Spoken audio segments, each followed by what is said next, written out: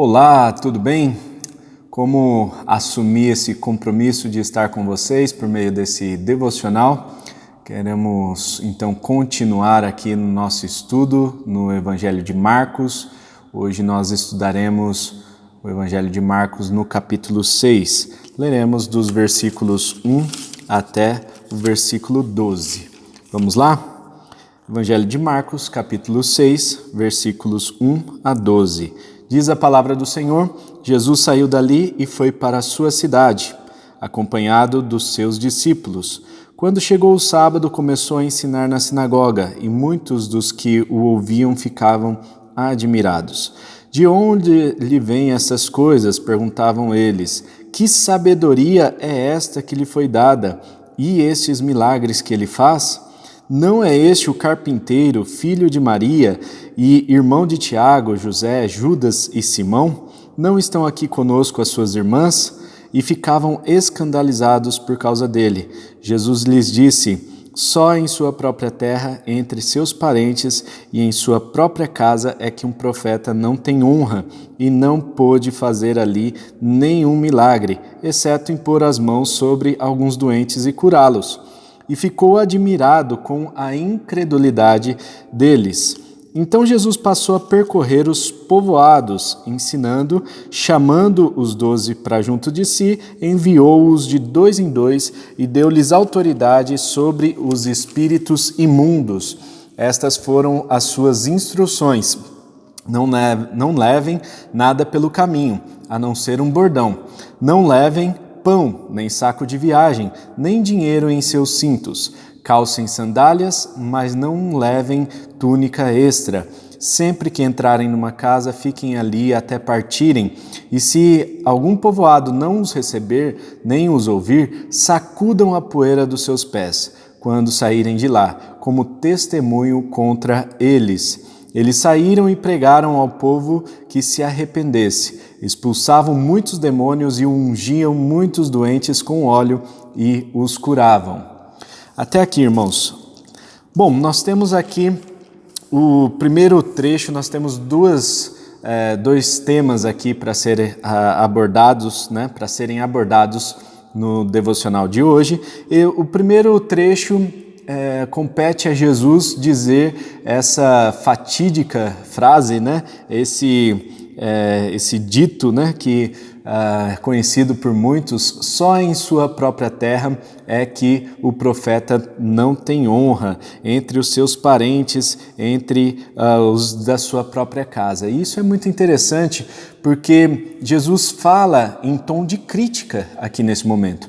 Ele não está avalizando, ele não está apoiando a ideia de que o profeta ele deve ficar sem honra na sua casa. Ao contrário, ele está fazendo uma crítica aqui seríssima, porque a cidade onde ele cresceu, a cidade de Nazaré, teria ali a oportunidade de experimentar muitos milagres. Afinal, o poder de Deus estava com Jesus naquele momento e ele poderia operar muitos milagres na cidade de Nazaré. No entanto, não foi isso que aconteceu. A cidade de Nazaré, onde Jesus cresceu, não experimentou grandes milagres.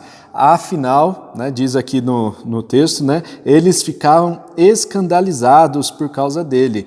E eu quero chamar a atenção dos irmãos aqui, que no começo do texto diz que eles ficavam admirados. Eles ficavam admirados, porém incrédulos. Eles ficavam admirados com tudo o que estava acontecendo. No entanto, eles estavam incrédulos. E a fé, irmãos, é um elemento essencial para que o milagre aconteça. A fé é o ingrediente que é o único ingrediente necessário para que a fé aconteça. Sabe por quê? Pode ser que tenha ali um profeta, pode ser que tenha a pessoa que está doente, pode ser que tenha enfermos, pessoas precisando de milagre, mas se faltar a fé, sem a fé é impossível que o milagre aconteça. Então, aquele povo de Nazaré era um povo que estava admirado com tudo o que Jesus estava fazendo, no entanto, eram incrédulos, faltava-lhes fé para que eles experimentassem os mesmos milagres que foram realizados em outras regiões. Outras regiões experimentaram, outras cidades experimentaram grandes milagres de Jesus, mas o povo de Nazaré não experimentou. E outra coisa que eu achei muito interessante aqui, nós temos nesse texto o nome dos irmãos de Jesus, né? Então é importante a gente ressaltar, né? Tiago, José, Judas e Simão, então são 4 irmãos de Jesus. Alguns estudiosos dizem que eram 3 irmãs, as de Jesus, então provavelmente aí Maria teve em torno de 7 filhos, né? 8 filhos contando com Jesus, né? Então 8 filhos. E percebam que o nome de José não é citado aqui. José, o pai de Jesus, o pai terreno, né, não é citado nesse texto bíblico, muito provavelmente, segundo alguns estudiosos, porque José ele faleceu precocemente. Então, muito provavelmente José já tenha falecido quando o livro de Marcos foi escrito e quando ocorreu todos esses fatos aqui que o Evangelho de Marcos narra para a gente, tá certo? Então, Jesus é apresentado aqui como um carpinteiro. O carpinteiro naquela época era uma espécie de construtor de casas também, então era uma espécie de pedreiro. Então Jesus era o carpinteiro, aquele que trabalhava com as madeiras, e era aquele que trabalhava também construindo casas. Ele era um tipo de pedreiro, né, como sua profissão. E aí temos esse povo, né, de Nazaré não dando o valor que é devido a Jesus Cristo. Nós temos também, irmãos, muitos casos assim, né? É interessante que dentro da nossa própria casa, muitas vezes, a gente não é reconhecido.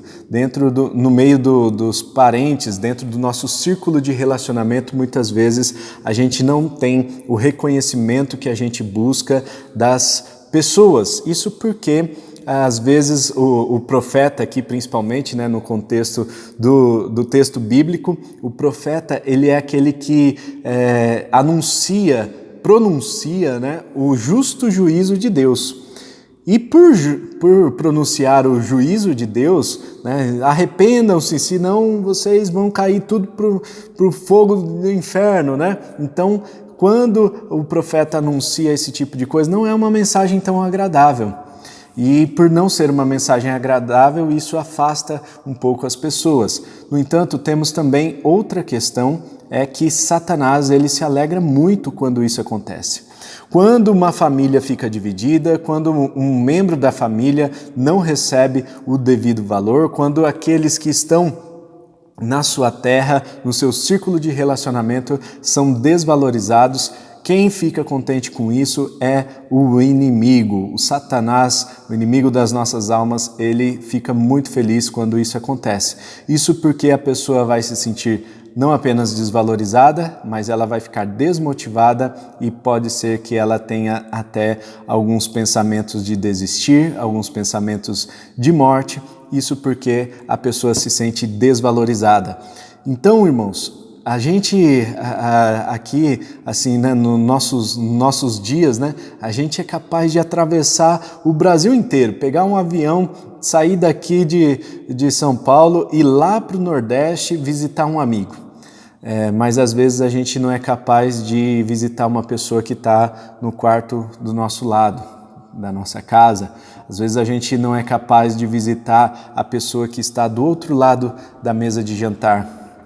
Então eu quero lançar aqui um desafio de que a gente tire um tempo hoje para honrar as pessoas que estão próximas a nós, para dizer o quanto essas pessoas são valiosas, para pronunciar o quanto essas pessoas são preciosas para cada um de nós. Tire um tempo no dia de hoje para se dedicar a essa tarefa de dizer às pessoas que estão próximas a você o quão preciosas elas são. Eu tenho certeza que isso vai fazer com que o coração da outra pessoa fique motivado, ela vai se sentir muito melhor e vai ter forças até para continuar, tá certo? Então, pessoas às vezes do nosso círculo de relacionamento são desvalorizadas, que isso possa ser dar um fim aqui, né? Que nós possamos valorizar aquelas pessoas que estão próximas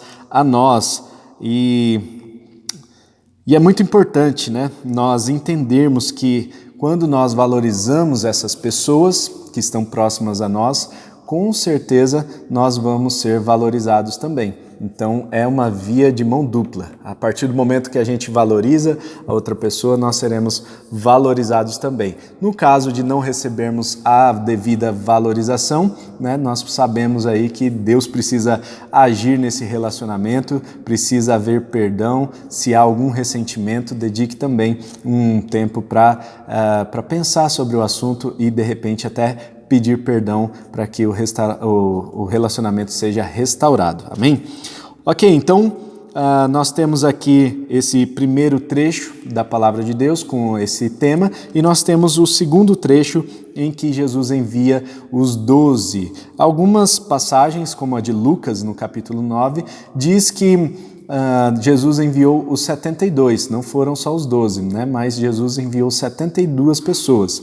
Se nós pegarmos aqui, fizermos uma multiplicação simples aqui, a gente vai ver que pode ser que Jesus tenha dividido os discípulos em 6 grupos, ou 12 grupos, né? 12 discípulos, e aí pessoas foram agregadas a esse grupo, né? Então 6 pessoas por discípulo, por responsabilidade ali do discípulo, né? Então imagino aqui que Jesus ele pensou numa estratégia para evangelização dos povoados vizinhos.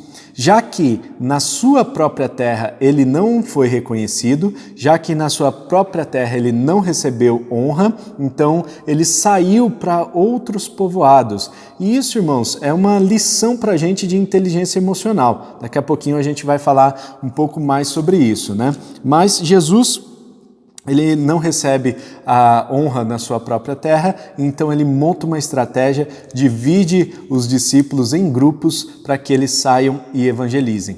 Nós vemos que Marcos enfatiza que Jesus estava correndo de um lado para o outro, estava sem tempo para comer, estava fazendo muitos milagres e muitas pessoas estavam endemoniadas, precisando de libertação, muitas pessoas precisando de cura, a igreja estava crescendo ali, né? Precisava de alimento, enfim.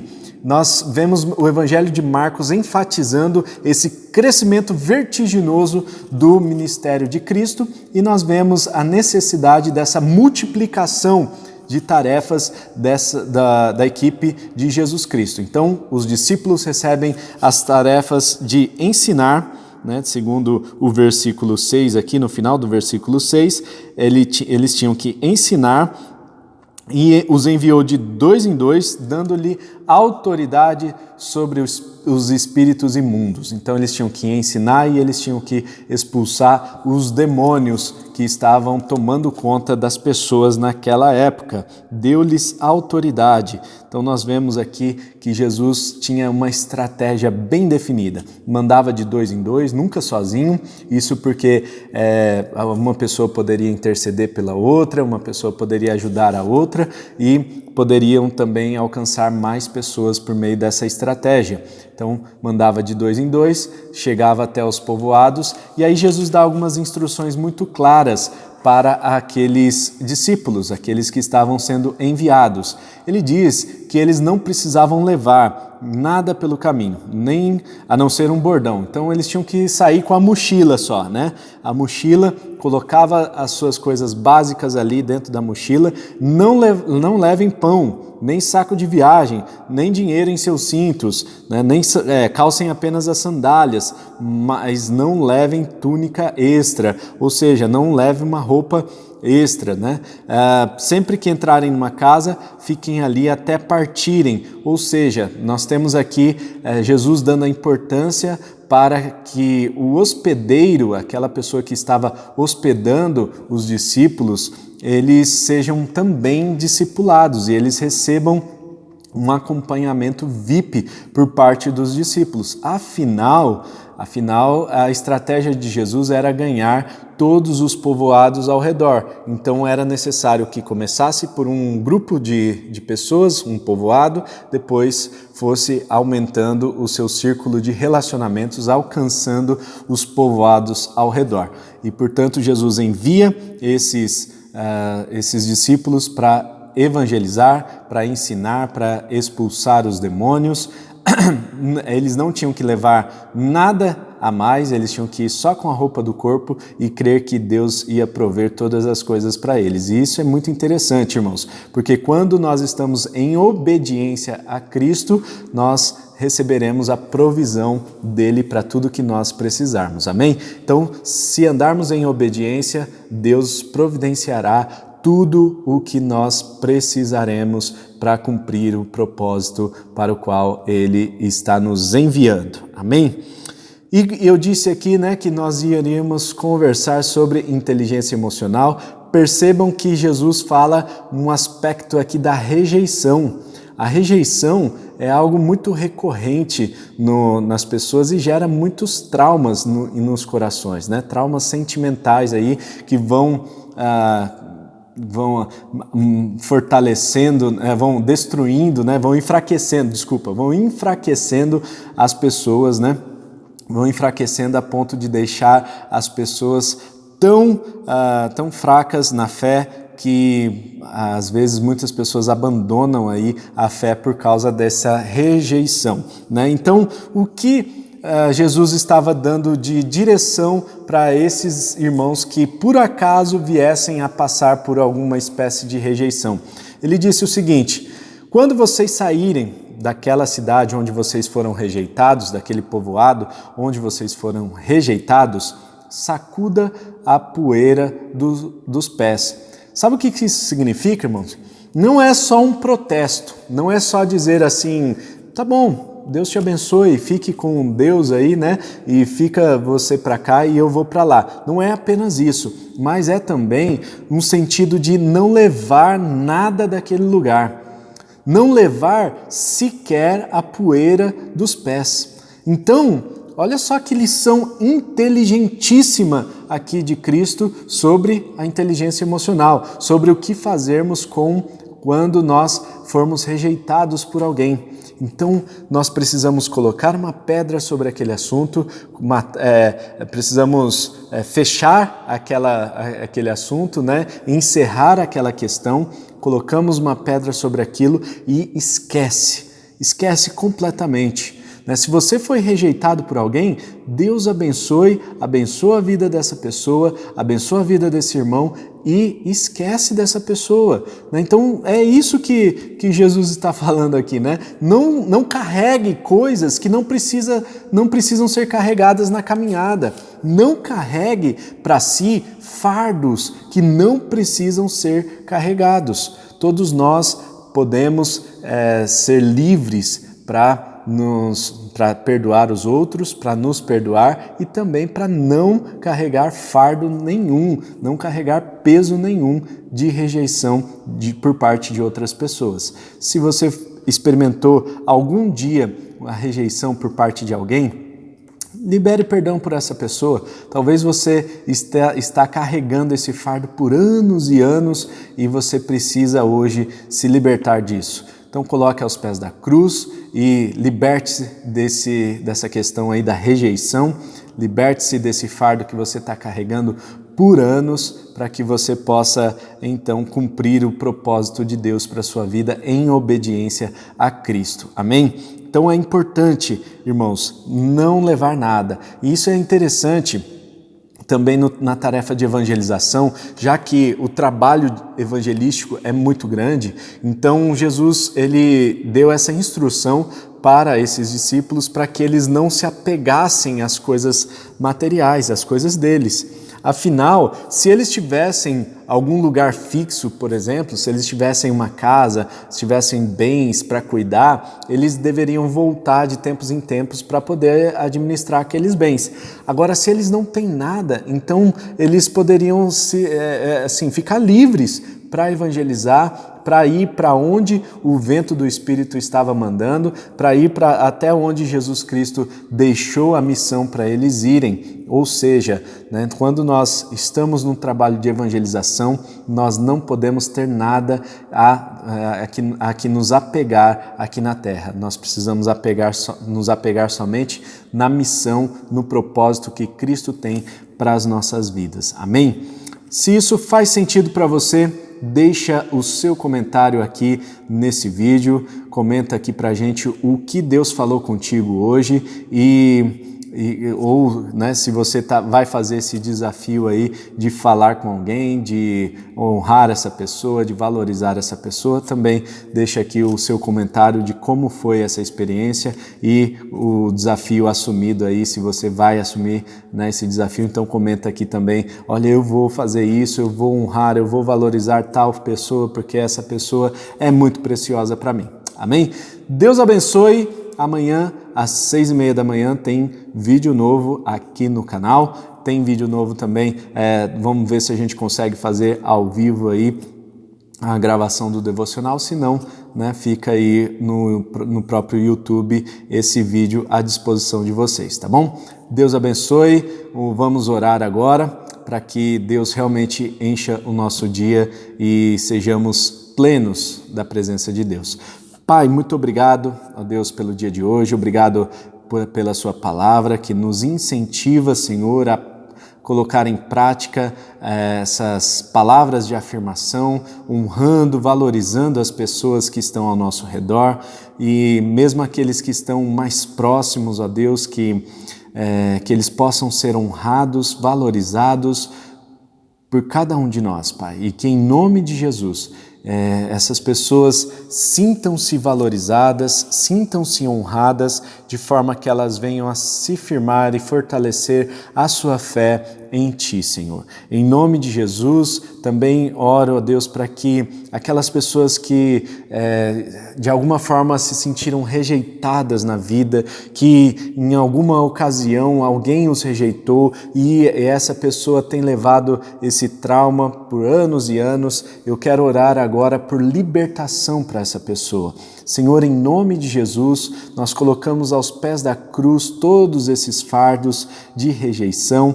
Ó Deus, nós pedimos libertação e que no dia de hoje nós possamos experimentar a liberdade que nós só temos em Ti, Senhor Jesus. Obrigado, ó Deus, por esse texto devocional, obrigado pela sua palavra, que o Senhor continue falando conosco e abençoando o nosso dia, que sejamos prósperos e bem-sucedidos em tudo o que nós fizermos. Para a honra e glória do Senhor Jesus que nós oramos, em nome de Jesus. Amém e amém. Amém? Deus abençoe a todos. Amanhã tem vídeo novo, então. Tamo junto. Até mais.